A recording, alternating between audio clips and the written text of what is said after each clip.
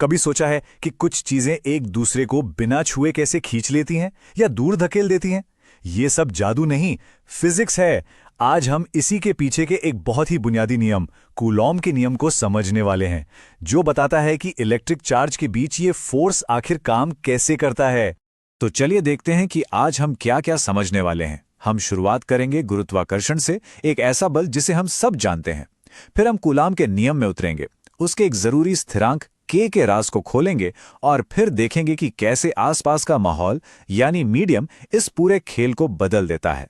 किसी भी नई चीज को समझने का सबसे अच्छा तरीका होता है कि हम वहां से शुरू करें जो हम पहले से जानते हैं। तो चलिए याद करते हैं न्यूटन के गुरुत्वाकर्षण के नियम को, जो दो द्रव्यमानों के बीच लगने वाले फोर्स के बारे में बताता है। जरा इन दोनों फॉर्मूलों को देखिए, कितनी कमाल की बात है ना। गुरुत्वाकर्षण बल और इलेक्ट्रोस्टैटिक फोर्स दोनों का स्ट्रक्चर बिल्कुल एक जैसा है। जैसे गुरुत्वाकर्षण द्रव्यमान पर निर्भर करता है, वैसे ही इलेक्ट्रोस्टैटिक फोर्स चार्ज पर निर्भर करता है, और दोनों ही दूरी के वर्ग के साथ कम होते जाते हैं। प्रकृति में ऐसे पैटर्न देखना वाकई दिलचस्प है। तो अब आते हैं असली सवाल पर। आखिर ये कूलॉम का नियम है क्या? असल में ये दो रुके हुए पॉइंट चार्ज के बीच लगने वाले इसी इलेक्ट्रोस्टैटिक फोर्स को एकदम सटीक तरीके से डिफाइन करता है। हाँ, मुझे पता है ये सुनने में थोड़ा सा टेक्निकल लग सकता है, पर चिंता की कोई बात नहीं है। हम इसे 3 बहुत ही आसान हिस्सों में तोड़कर समझेंगे। बस इन 3 स्टेप्स को ध्यान में रखिए। पहला, फोर्स चार्ज के प्रोडक्ट के डायरेक्टली प्रोपोर्शनल है। दूसरा, दूरी के स्क्वायर के इन्वर्सली प्रोपोर्शनल है।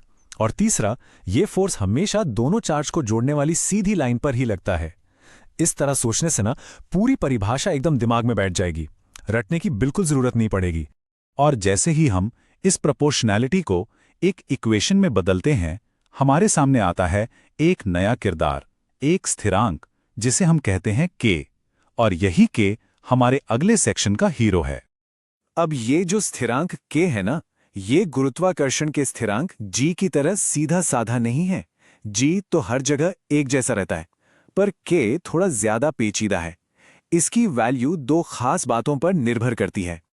पहला, इसकी वैल्यू इस बात पर डिपेंड करती है कि हम कौन सा यूनिट सिस्टम इस्तेमाल कर रहे हैं, एसआई या सीजीएस। और दूसरा, जो कि बहुत जरूरी है, ये इस बात पर भी डिपेंड करता है कि चार्ज किस मीडियम या माध्यम में रखे हुए हैं, हवा में, पानी में या कहीं और। अगर हम स्टैंडर्ड एसआई यूनिट्स की बात करें और मान लें कि चार्ज वैक्यूम यानी निर्वात में रखे हैं, तो के की एक फिक्स्ड और काफी बड़ी वैल्यू होती है, जो है 9 × 10⁹ न्यूटन मीटर स्क्वायर पर कूलम स्क्वायर। लेकिन कहानी में एक और ट्विस्ट है। असल में के को लिखने का एक और ज्यादा फंडामेंटल तरीका है। इसे 1/4πε0 यानी 1/4πε0 के रूप में भी लिखा जाता है। अब ये नया सिंबल ε0 देखकर घबराना नहीं है, बस एक नया मेहमान है जिससे दोस्ती हो जाएगी। तो ये ε0, जिसे ε0 कहते हैं, असल में है परमिटिविटी ऑफ फ्री स्पेस या निर्वात की विद्युतशीलता। इसे ऐसे समझिए कि ये एक पैमाना है जो बताता है कि खाली जगह में इलेक्ट्रिक फील्ड बनाना कितना आसान या मुश्किल है। ये एक बेसलाइन वैल्यू है। और यहीं से एक बहुत जरूरी सवाल उठता है, क्या होगा अगर ये चार्ज वैक्यूम में ना हो? मान लीजिए इन्हें पानी में रख दिया जाए, क्या तब भी फोर्स उतना ही रहेगा? देखिए, बदलाव कितना आसान और कितना गहरा है। जब हम वैक्यूम से किसी मीडियम में जाते हैं तो फॉर्मूले में सब कुछ वही रहता है, बस एक चीज बदल जाती है। वैक्यूम के लिए एप्सिलॉन ओ की जगह उस मीडियम के लिए एप्सिलॉन एम आ जाता है, बस इतना ही। तो फिर अलग अलग मटेरियल्स के असर को आसानी से कैसे कंपेयर करें? इसके लिए हम एक बहुत ही काम की चीज इस्तेमाल करते हैं, जिसे कहते हैं रिलेटिव परमिटिविटी या आपेक्षिक विद्युतशीलता।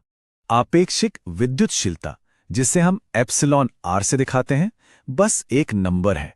यह हमें बताता है कि किसी मीडियम की परमिटिविटी वैक्यूम के मुकाबले कितने गुना है। इसका एक और बहुत पॉपुलर नाम भी है, डाइलेक्ट्रिक कांस्टेंट या परावैद्युतांक। तो ये टेबल इन तीनों को एकदम साफ कर देती है। ε0 हमारा बेसलाइन है वैक्यूम के लिए, ε m किसी खास मीडियम के लिए है, और ε r इन दोनों का एक सिंपल सा रेशियो है जो तुलना करने के काम आता है। तो सबसे काम की बात यह है कि ये छोटा सा नंबर हमें सीधे सीधे बता देता है कि कोई मीडियम फोर्स को कितना कम कर देगा। देखिए, पानी के लिए इसकी वैल्यू लगभग 80 है। इसका मतलब पानी में दो चार्ज के बीच का फोर्स हवा या वैक्यूम के मुकाबले 80 गुना कम हो जाएगा। है ना कमाल की बात? तो चलिए, जो कुछ भी हमने सीखा है उसे एक आखिरी सवाल से परखते हैं। सोचिए, अगर दो चार्ज हवा से उठाकर पानी में रख दिए जाएं और दूरी न बदली जाए तो उनके बीच लगने वाले फोर्स का क्या होगा? इसका जवाब अब हम जानते हैं, फोर्स सीधा 80 गुना कम हो जाएगा। इससे यह साफ पता चलता है कि आसपास का मीडियम कितना बड़ा रोल प्ले करता है।